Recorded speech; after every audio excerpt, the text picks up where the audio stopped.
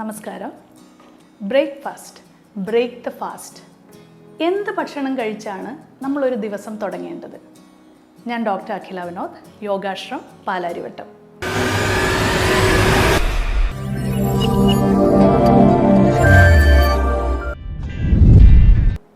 അപ്പോൾ ഇന്നത്തെ നമ്മളുടെ ഒരു ടോപ്പിക് എന്ന് പറയുന്നത് ഒത്തിരി പേരുടെ സംശയമാണ്, എന്ത് ഭക്ഷണമാണ് ഞാൻ കഴിക്കേണ്ടത്?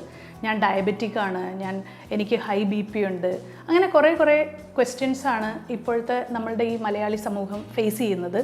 അപ്പോൾ അതിന് പറ്റിയൊരു എങ്ങനെയാണ് ഒരു നല്ല ഭക്ഷണം കഴിച്ച് നമുക്ക് തുടങ്ങേണ്ടതെന്ന് ഞാനിന്ന് പറഞ്ഞു തരാം. അപ്പോൾ നമ്മളുടെ ഒരു രാത്രി നമ്മൾ കിടന്നുറങ്ങുന്നത് ഒരു മിനിമം 5 hours to 8 hours ആണ് ഒരു മനുഷ്യൻ കിടന്നുറങ്ങുന്ന സമയം. ആ അത്രയും ലോങ് അവേഴ്സിൽ നമ്മൾ ഒരു ആക്ടിവിറ്റിയും നമുക്കില്ല. അതുകൊണ്ട് തന്നെ നമ്മളുടെ ഡിന്നറ് വളരെ ലൈറ്റായിട്ടിരിക്കാൻ എല്ലാവരും ശ്രദ്ധിക്കുക.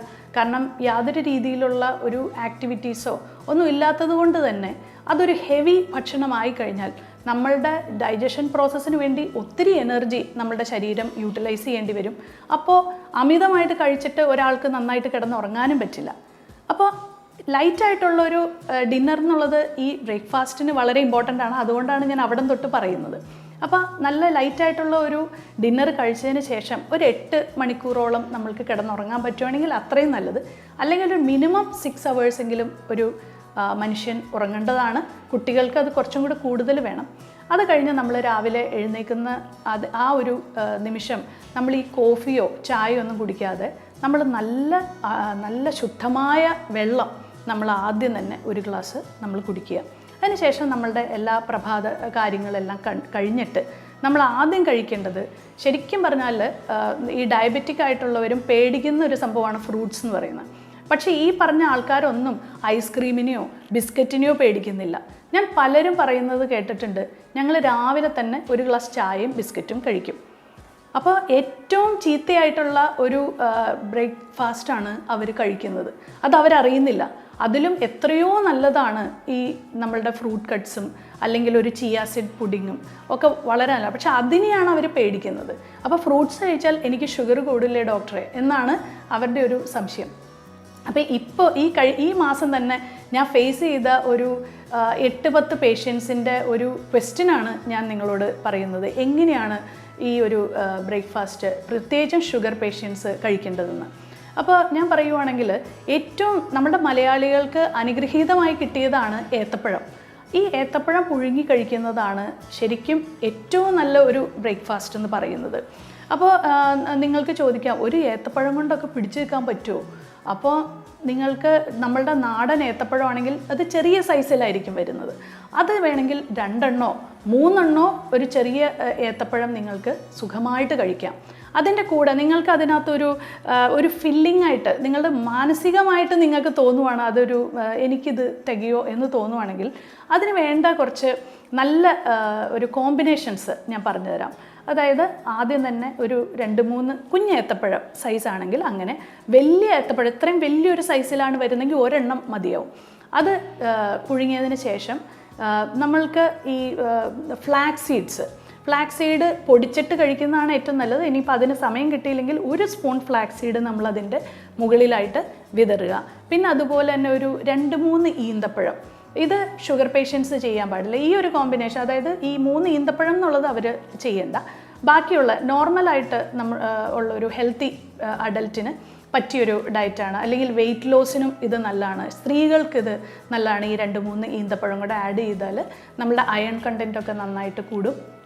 അപ്പോൾ ഈ 3 ഈന്തപ്പഴവും ഫ്ലാക്സ് സീഡും ഏത്തപ്പഴവും കൂടെ കൂടിയിട്ട് നല്ല സ്പ്രിങ്കിൾ ചെയ്ത് അതെല്ലാം കൂടി കമ്പൈൻ ചെയ്ത് കഴിക്കുക. നല്ലൊരു കോമ്പിനേഷനാണ്. ഞാനൊരു 2-3 വർഷമായിട്ട് സ്ഥിരമായിട്ട് കഴിക്കുന്ന എൻ്റെ ഒരു ഡയറ്റാണ് ഈ ഒരു ഏത്തപ്പഴം പുഴുങ്ങിയതും ഈ ഒരു കോമ്പിനേഷനും.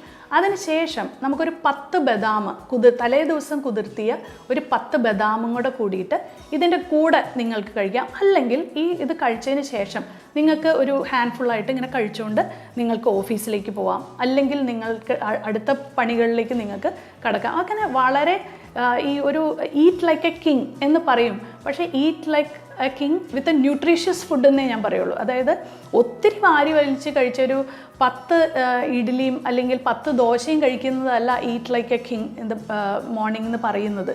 ശരിക്കും പറഞ്ഞാൽ ന്യൂട്രീഷണലി അത് നല്ല ഡിലീഷ്യസും ആക്കാൻ ശ്രമിക്കുക, ന്യൂട്രീഷ്യസും ആക്കാൻ ശ്രമിക്കുക ബ്രേക്ക്ഫാസ്റ്റ് എന്നുള്ളതാണ് ശരിക്കുള്ള മെസ്സേജ്. പക്ഷെ അത് പലരും ഭയങ്കരമായിട്ട് കുത്തി നിറയ്ക്കുക മോർണിംഗിൽ എന്നുള്ള ഒരു ചിന്തയിലേക്ക് അല്ലെങ്കിൽ അങ്ങനെ ഒരു കോൺസെപ്റ്റിലേക്ക് മാറിയിട്ടുണ്ട്.